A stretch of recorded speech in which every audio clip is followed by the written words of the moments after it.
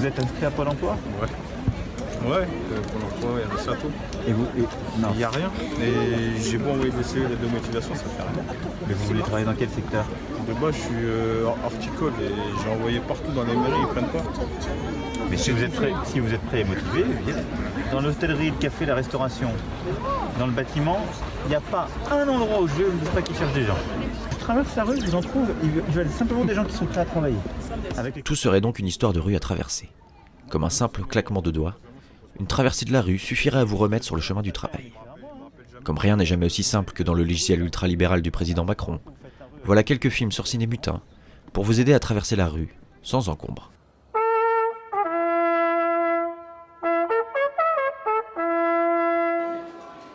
La première traversée de la rue, c'est avant tout celle qui mène au Pôle emploi, et c'est le début du parcours du combattant. Pôle emploi, Ne quittez pas, est un documentaire qui nous plonge en immersion dans une agence de Seine-Saint-Denis, où 40 agents font face à 4000 demandeurs d'emploi. Samia, Corinne, Thierry, Zuleyka doivent soutenir et surveiller, faire du chiffre, obéir aux directives politiques et aux injonctions de communication, trouver du travail là où il n'y en a pas. Là, pour que je vois mon portefeuille, si je dois voir 70 personnes tous les 15 jours, ça fait 35 personnes par semaine. Pour voir 35 personnes dans la semaine, il me faut 3 journées entières de rendez-vous et pas des 3/4 d'heure par rendez-vous. Mais par contre, plus les demandeurs d'emploi avancent dans l'accompagnement, moins il y a besoin de proximité. Ancêtre de Pôle emploi, la NPE, décor du film de Luc Moulet, La comédie du travail.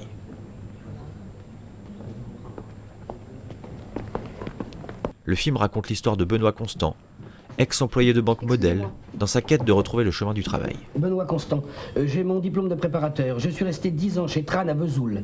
Face à lui, en concurrence pour le même poste, Sylvain Berg est un chômeur heureux, épanoui, qui n'a qu'un but en tête, rester au chômage.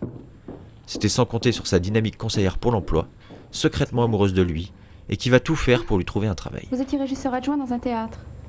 C'est assez pointu comme demande. Si vous étiez dans les cassettes ou dans les plannings, ou comptable ou plombier, ce serait pas dur. Mais là, je peux pas grand-chose pour vous. Ne vous excusez pas. C'est difficile, très difficile. Mais j'aime les défis. Je me fais fort de vous trouver un travail d'ici la semaine prochaine. Bonjour madame. Oui, bonjour monsieur. Je vous appelle pour du travail s'il vous plaît. Vous cherchez quoi monsieur? Électricité. Quel niveau? P3 HQ. Pour mettre toutes les chances de votre côté, il peut aussi être judicieux d'appeler directement une agence d'intérim, comme dans Igor, le documentaire de Jean-François Galotte. Je voudrais un bon boulot, un chef ou un truc comme ça. Pour vous trouver un bon boulot, faut me laisser le temps de chercher. Puis bien payé. Bah oui, mais oui, c'est sûr. Puis pas trop loin. Voilà, je vous laisse monsieur parce qu'on me demande sur une autre ligne. On vous demande sur notre ligne. Allez. Bon, je vous embrasse, au revoir. Ou de vous rendre directement à l'agence, comme Blanche Gardin dans Effacer l'historique. Allô? Oui. Oui. Mais il faut me laisser un peu le temps, je vais les trouver, mais ça se trouve pas sous le sabot d'un poney des 1000 € quand même. Oui, mais je suis en train de postuler pour un boulot de merde pour vous payer. Mais... Pardon, madame, excusez-moi. Aujourd'hui, on va se concentrer sur une chose qui est extrêmement importante pour chacun d'entre vous, c'est-à-dire le premier entretien d'embauche, lorsqu'on y a accès, ce que je vous souhaite à tous. Si après ce premier parcours du combattant vous passez à travers les mailles du filet, vous reste maintenant à affronter l'étape de l'entretien d'embauche.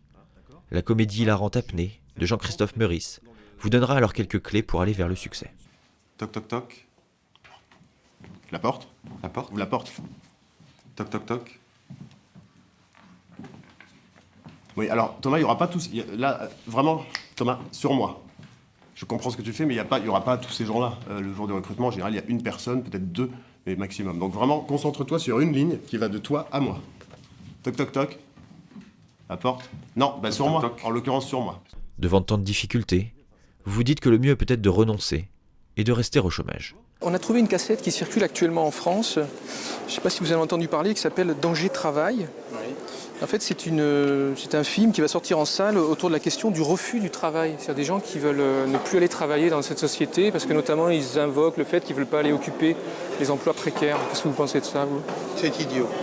Ah bon? Aborder le thème du chômage sans le présenter sous le signe exclusif de la tragédie, c'est le sujet du film de Pierre Carl, Stéphane Gox et Christophe Coelho, Attention, danger, travail. il y a un tel conditionnement quand ça fait 15 ans qu'on travaille que bon, on doit travailler, quoi. On doit travailler. Et puis finalement, je dirais le recul que ça donne, le chômage, c'est pour ça que beaucoup de gens, je veux dire, même qui veulent retravailler, ont du mal à s'insérer. Il y a aussi quelque chose de psychologique. C'est-à-dire qu'on réfléchit. On réfléchit ce qu'on n'a pas le temps de faire d'habitude. Si vous voulez faire marcher les gens, si vous voulez que l'économie marche, qu'un peuple se mette en marche, il y a des moyens très simples, c'est assez classique. C'est soit vous faites peur aux gens, vous prenez des mesures coercitives, soit vous faites peur, soit vous faites envie, soit vous donnez envie d'aller bosser. Et suivant les cultures et suivant les périodes, il y aura peut-être un petit coup de je vous fais peur, un petit coup je vous fais envie, c'est le bâton et la carotte, c'est les grands classiques.